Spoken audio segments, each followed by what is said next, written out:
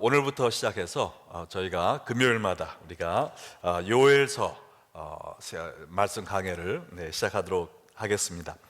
여러분들 그 성경을 크게 둘로 나누면 뭐와 뭐로 나누죠? 구약과 신약입니다. 구약을 네 파트로 나누면 어떻게 나눌 수 있을까요? 먼저 율법서 5권, 그 다음에 역사서 12권, 그 다음에 시가서 5권, 그리고 예언서 17권으로 나누게 되죠. 이 예언서를 또 둘로 나누면 어떻게 됩니까? 대선지서 5권과 그 다음에 소선지서 12권으로 나누게 됩니다. 근데 왜 예언서 17권을 어떤 거는 대선지서, 어떤 거는 소선지서로 나누는가?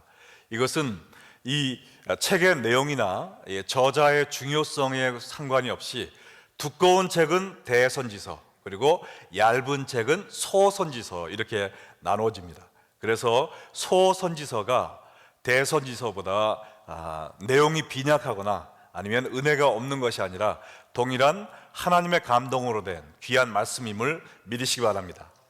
이 요엘서는 소선지서 중에 두 번째 책이죠. 이 책은 3장밖에 되지 않은 짧은 책이지만은 마음을 찢어 회개함으로 여호와의 날을 준비하라 라는 귀한 말씀을 갖고 있습니다. 여러분 한번 따라해 보실까요? 마음을 찢어 회개함으로 여호와의 날을 준비하라. 다시 한번요. 마음을 찢어 회개함으로 여호와의 날을 준비하라. 이것이 바로 요엘서의 주제입니다. 우리 요엘서 1장 1절 말씀을 함께 읽겠습니다. 부두엘의 아들 요엘에게 임한 하나님의 말씀이라.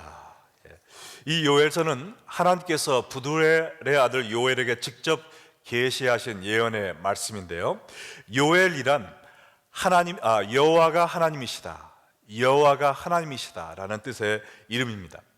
근데 이 성경에 요엘이란 이름을 가진 동명이인이 몇 명이냐면 자그마치 12명이나 됩니다. 그래서 이 책의 저자인 요엘을 구분하기 위해서 부두엘의 아들 요엘이다라고 이야기를 한 것입니다. 근데 이 부두엘의 아들 요엘에 대해서는 이 요엘서 외에 다른 성경에 찾아볼 수가 없습니다.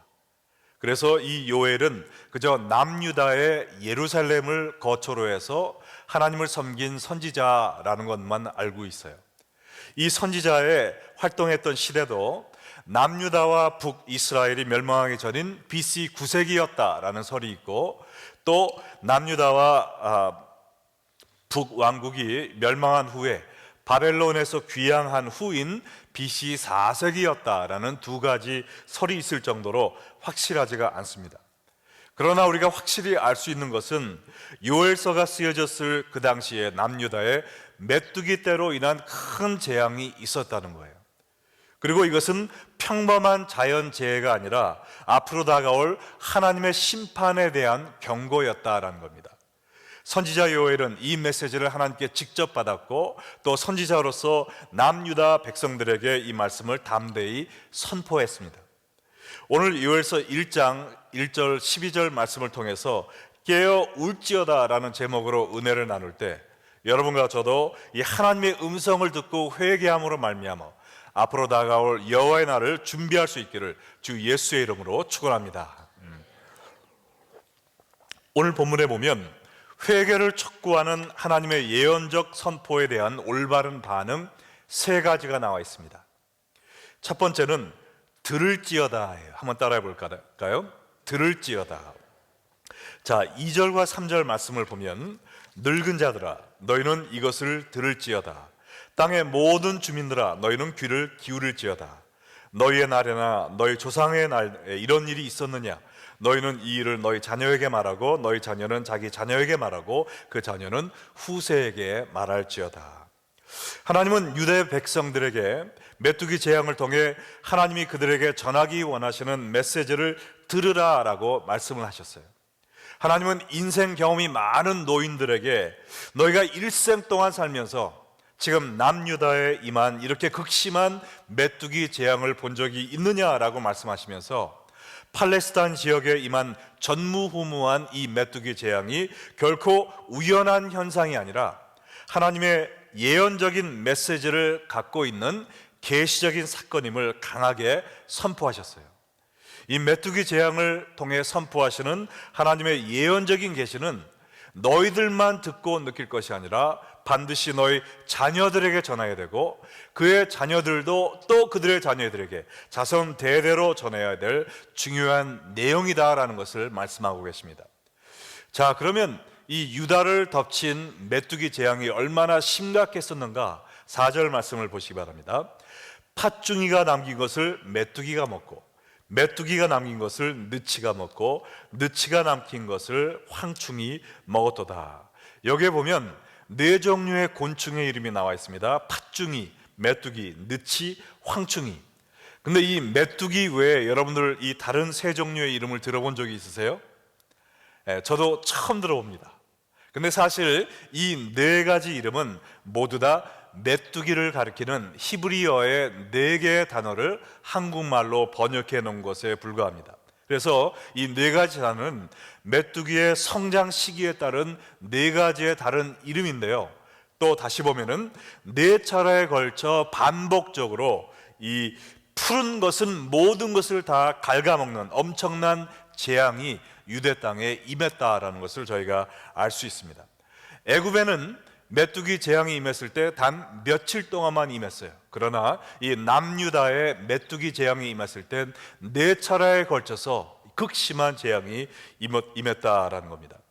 근데 이 메뚜기 재앙은 주로 아프리카 지방에서 시작해서 중동 지역 혹은 팔레스타인 지역에 피해를 입힐 때가 많이 있는데 최근에 보면 2004년에 아프리카 세네갈에서 수십억 마리의 메뚜기가 습격을 해서 그 나라의 1년 먹을 곡식의 4분의 1을 갉아 먹어치우는 일도 있었다고 합니다.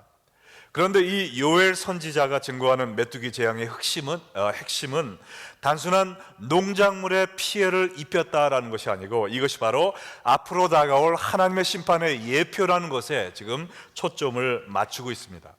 우리가 1장 15절 말씀을 잠깐 보면 슬프다 그날이여 여호와의 날이 가까웠나니 곧 멸망같이 전능자에게로부터 이르리로다 그랬어요. 이스라엘 사람들은 예로부터 여호와의 날이 임하기를 기다렸습니다. 왜냐하면 여호와의 날이 나의 구원의 날이 될 것이다 라는 기대감 때문이었어요.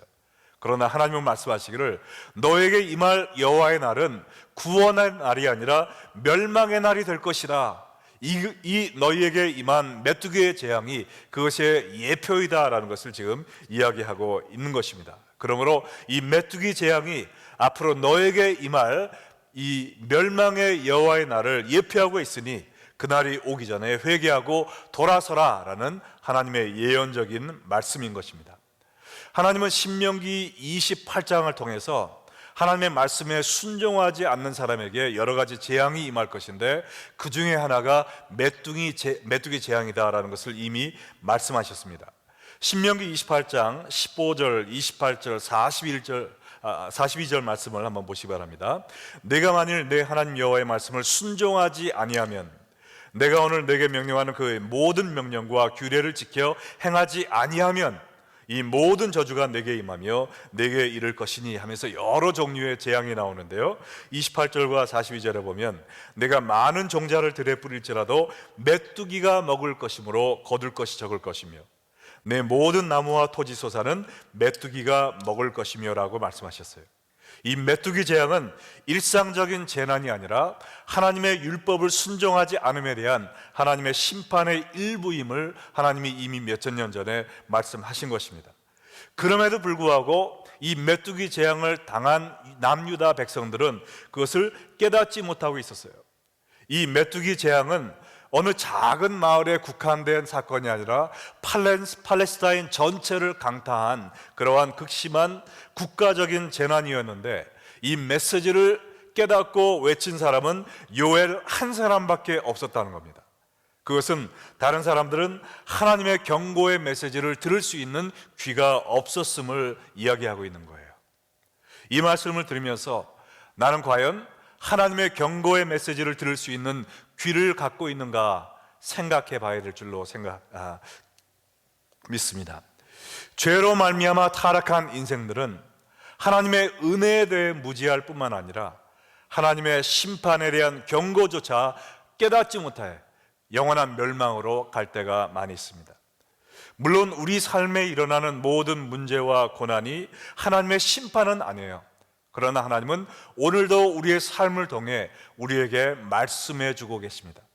하나님은 하나님의 말씀을 통해서만 우리에게 이야기하시는 것이 아니라 성령을 통해 우리에게 말씀해 주고 계세요. 또한 우리의 일상의 삶을 통해 또 우리에게 깨달음을 주고 계시고 있습니다. 그러므로 우리는 하나님, 지금 저에게, 오늘 저에게 어떤 말씀을 들려주기 원하십니까? 라는 들을 수 있는 귀를 항상 열고 살아야 될 줄로 믿습니다. 지난 일주일 동안도 여러분은 하나님의 음성을 들은 적이 있으리라고 생각합니다.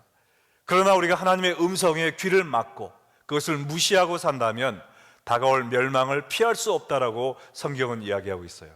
잠언 29장 1절에 보면 자주 책망을 받으면서도 목이 곧은 사람은, 이 책망을 통해서도 하나님의 메시지를 듣지 못하는 사람은 갑자기 패망을 당하고 피하지 못하리라 라고 이야기를 하고 있습니다.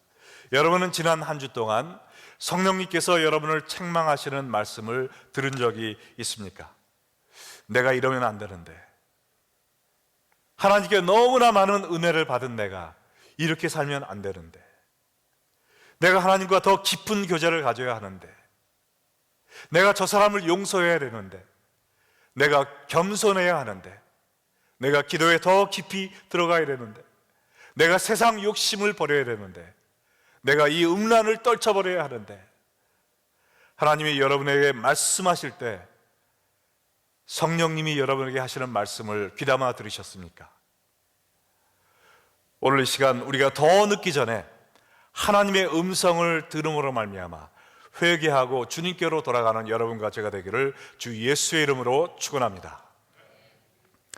자, 요엘 선지자를 통해 주신 예언적인 메시지에 대한 올바른 반응 두 번째는 깨어 울지어다라는 겁니다.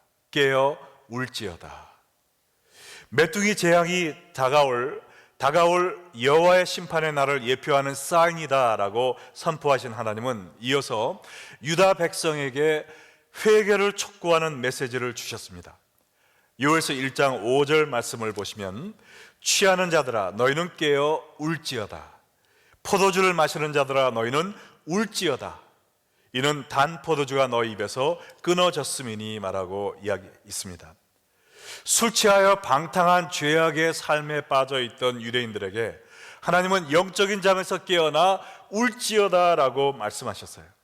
하나님을 떠난 그들의 방탕한 삶이 그들에게 임한 재앙의 원인임을 깨닫고 통회하고 자복하는 마음으로 하나님께 돌아오는 말씀이에요. 왜냐하면 하나님의 심판이 그들의 눈앞에 임박해 있기 때문이다라고 이야기를 합니다.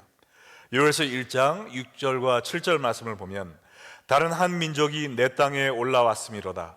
그들은 강하고 수가 많으며 그 이빨은 사자의 이빨 같고 그 어금니는 암사자의 어금니 같도다. 그들이 내 포도나무를 멸하며 내 무화과 나무를 긁어 말갛게 벗겨서 버리니 그 모든 가지가 하얗게 되었도다.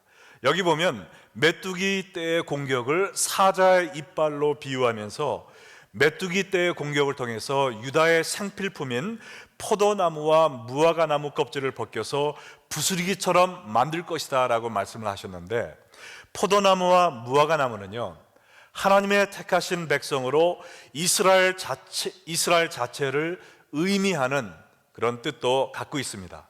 그러므로 이 말씀은 무슨 뜻이냐면은 하나님의 율법을 떠나 죄악의 바다에 표류하고 있는 유다 민족이 하나님의 심판을 통해 완전히 멸망할 수 있으니 그 무서운 심판이 임하기 전에 너희들의 죄를 깨닫고 회개하고 돌아오라라는 말씀입니다.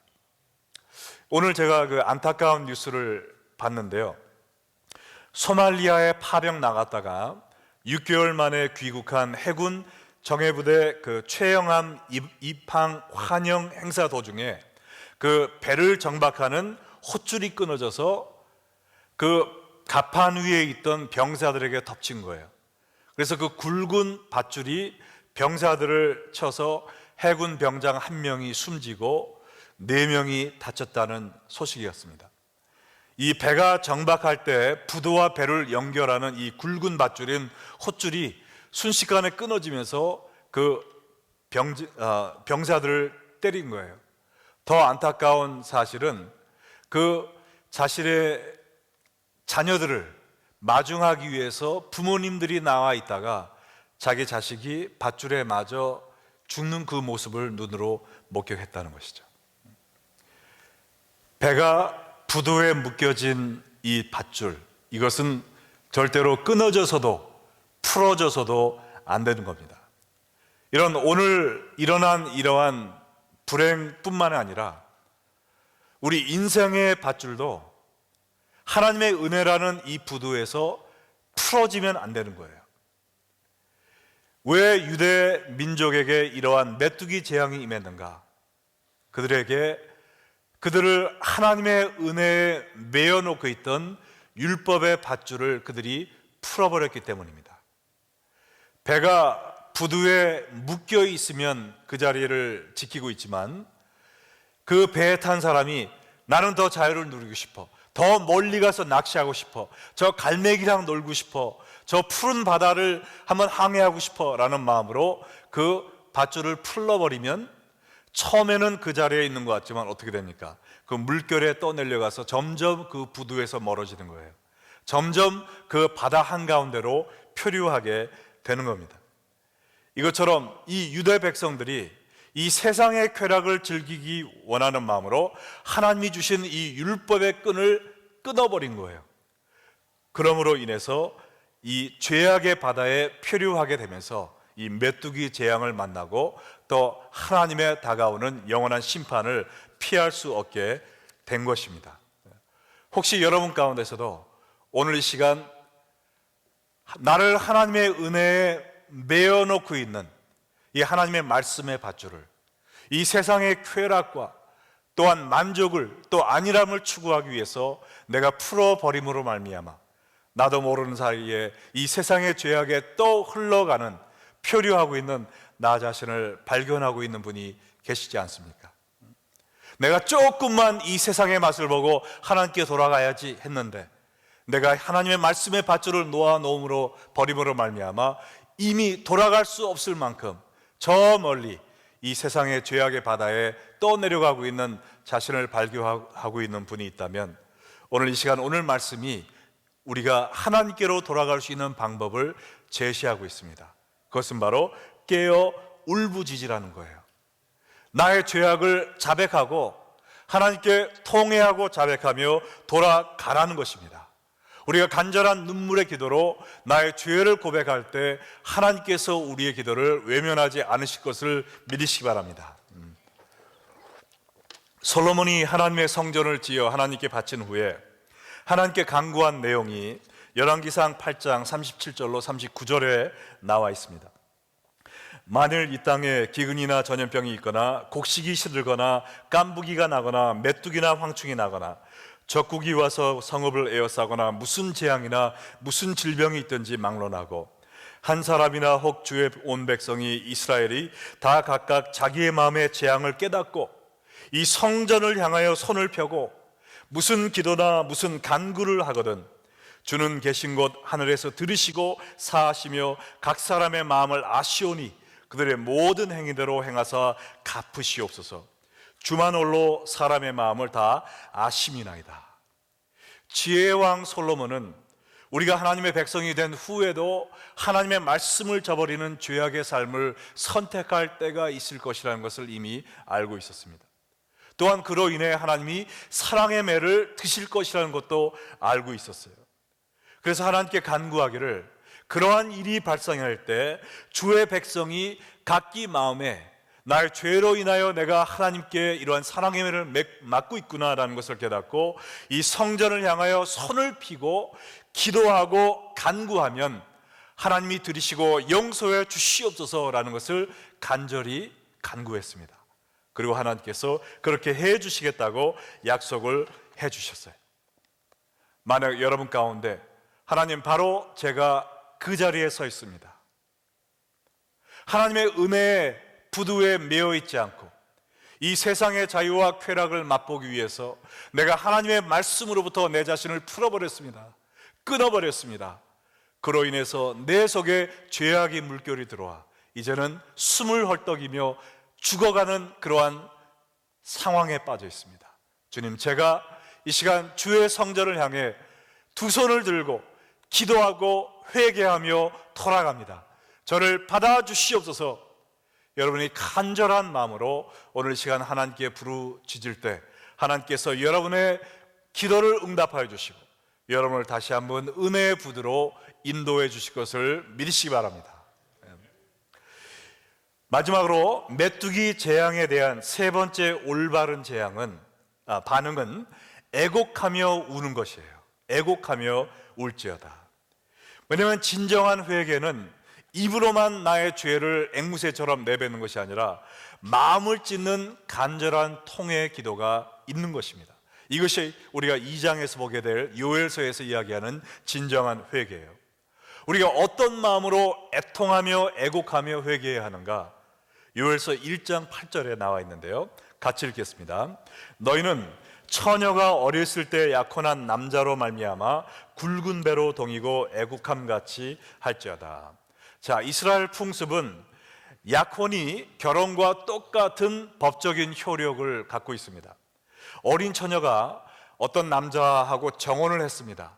근데 신혼방도 꾸미지 못했는데 남자가 죽어버렸어요.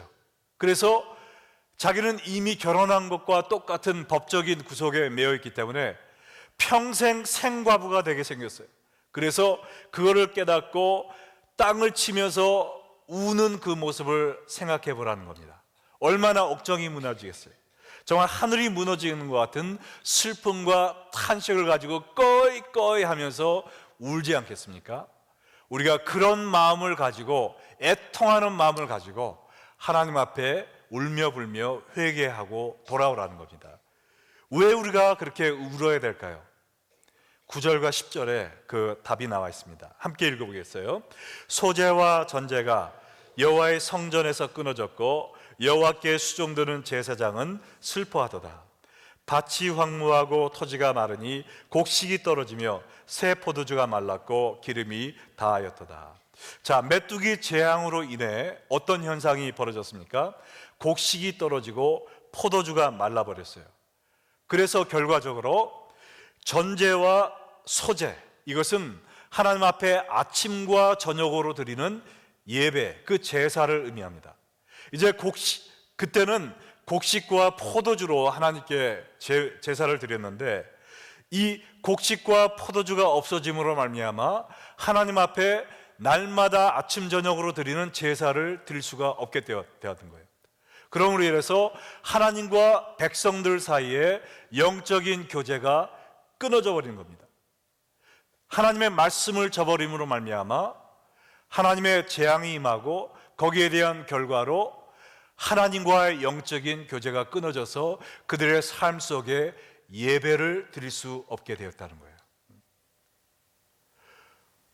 우리의 마음에 죄를 품으면 하나님이 우리의 예배를 받으실 수 있습니까? 없습니까? 우리의 예배를 받으실 수가 없어요. 들으실 수가 없습니다. 내 손이 짧아서 너를 구원함이 아니요 내 손에 피가 가득함이라 라고 말씀하셨잖아요. 우리가 죄를 회개하지 않고 하나님께 나올 때 우리의 예배는 하나님께 드려질 수가 없습니다. 죄는 하나님과 우리와의 관계를 단절시키는 역할을 하는 거예요. 이것 때문에 정말 어린 나이에 생과부가 된 어린 처녀가 목 놓아 우는 것처럼 우리가 회개하며 주 앞에 돌아가야 된다는 겁니다. 하나님 앞에 마음껏 예배할 수 있는, 하나님과 영이 통하는 예배를 드릴 수 있는 그 행복과 축복이 얼마나 놀라운 것인 것을 우리가 깨달아야 돼요. 그 축복을 잃어버리지 않는 사람들이 되어야 됩니다. 정말 지난 3주 동안 우리 모교회를 떠나서 3주 동안 저와 제 아내가 방황을 했습니다. 오늘은 어느 교회를 가야 되나. 나의 교회가 아닌 남의 교회 뒷자리에 앉아서 예배 드리는 것도 참 못할 짓이더라고요. 물론 미국 교회 가서 이렇게 드리고 왔지만은 뭐 예배 드리는 것 같지도 않아요. 그냥 빨리 우리 교회에 와서 함께 예배 드리고 싶은 마음이 간절했는데, 여러분들, 우리가 마음만 먹으면 우리 교회에 나와서 예배 드릴 수 있는 이 행복, 특별히 예배를 통해서 이런 형식적인 예배 순서만 다 마치고 가는 것이 아니라 하나님의 임재를 느끼고 내 영혼이 하나님의 말씀으로 채워지고 내 삶이 새로워지는 것을 느끼는 산제사를 드리는 것이 얼마나 기쁨이요 축복인지 우리가 깨달아야 됩니다. 지난 한 주간 동안만 제가 좀 뉴스를 봤는데요, 그 이란에서 가정교회를 인도하다가 경찰에 잡혀서 지금 감옥에 구금되어서 이 사역자들이 지금 재판을 받고 있는데, 이들의 석방을 위해 기도해 달라는 그러한 기도문이 올라와 있는 기사를 봤어요.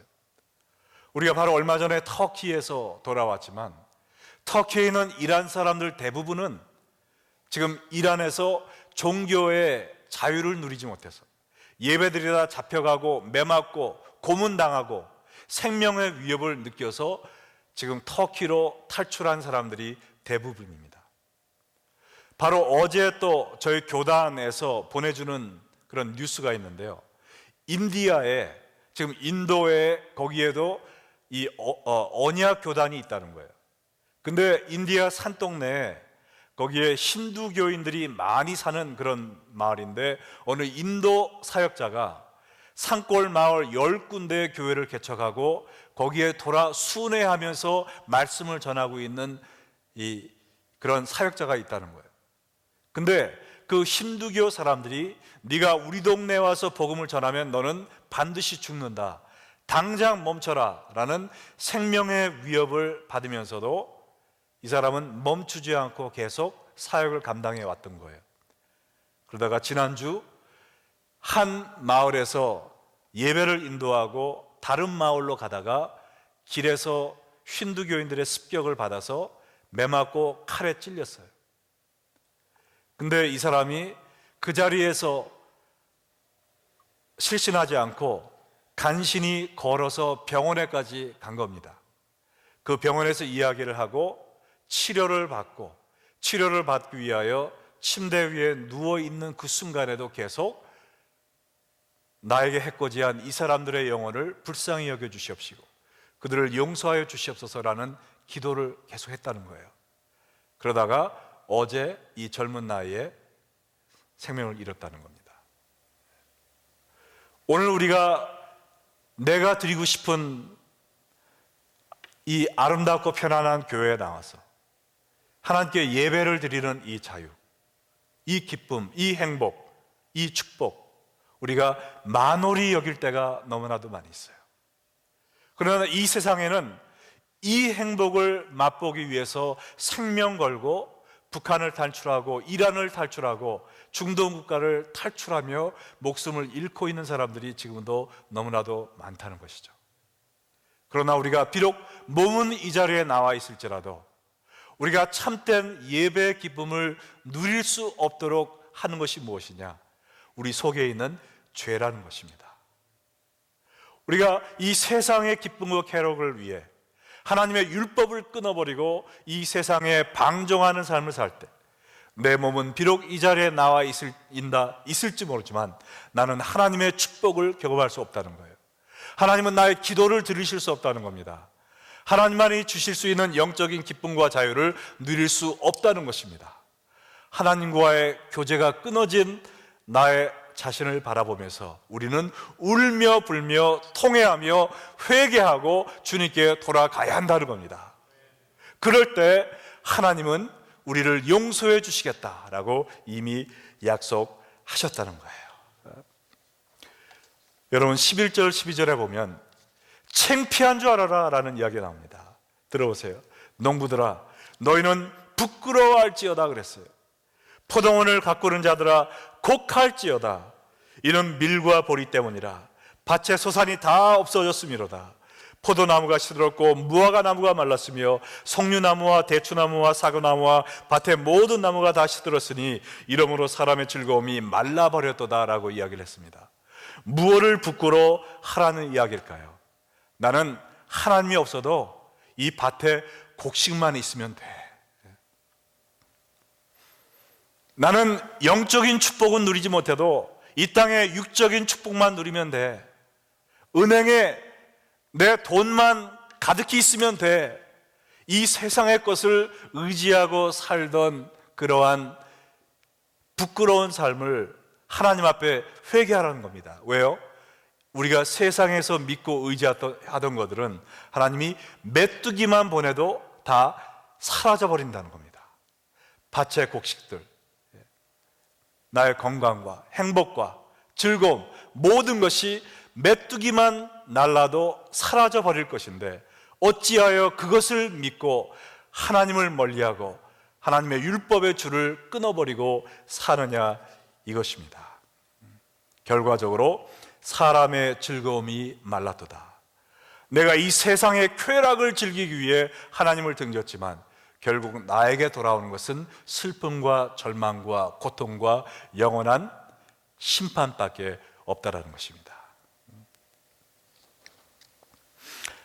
그러나 하나님의 말씀은 심판뿐만 아니라 우리에게 소망을 항상 말씀해 주고 계십니다. 할렐루야.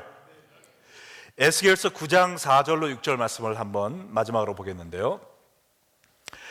여호와께서 이르시되 너는 예루살렘 성읍 중에 순행하여 그 가운데 행하는 모든 가증한 일로 말미암아 탄식하여 우는 자의 이마에 표를 그리라 하시고 그들에 대하여 내 귀에 이르시되 너희는 그를 따라 성읍 중에 다니며 불쌍히 여기지 말며 긍휼을 베푸지 말고 쳐서 늙은 자와 젊은 자와 처녀와 어린이와 여자를 다 죽이되 이마에 표 있는 자에게는 가까이 하지 말라.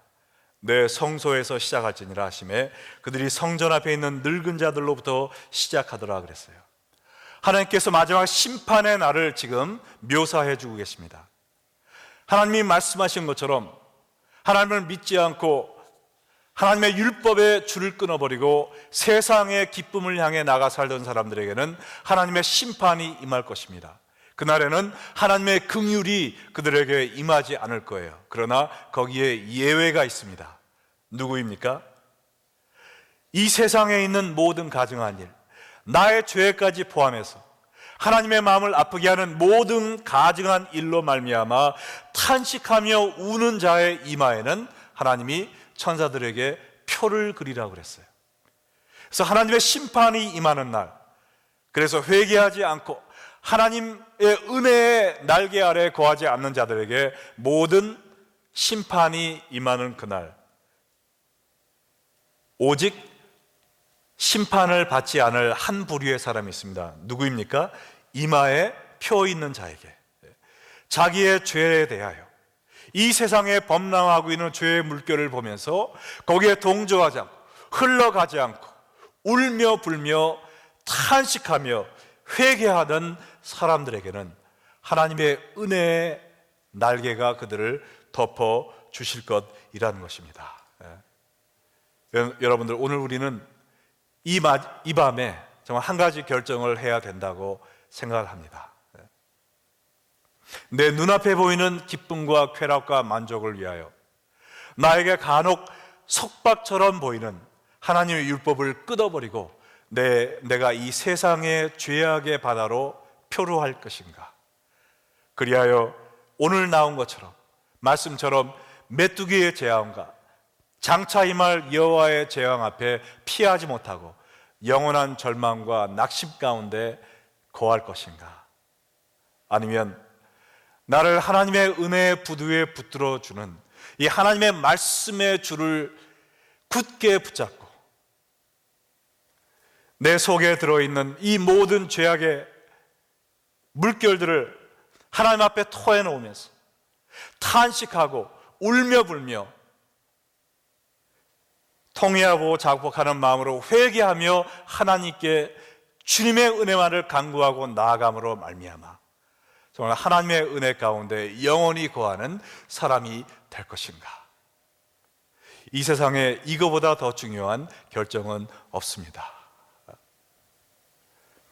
여기에 올바른 선택을 하심으로 말미암아 이 땅에 사실 때 정말 하나님께 마음껏 기쁨으로 예배할 수 있는 기쁨을 누리시다가 주님이 부르시는 그날 하나님의 영원한 은혜의 강가로 나아가는 여러분과 제가 되기를 주의 이름으로 축원합니다.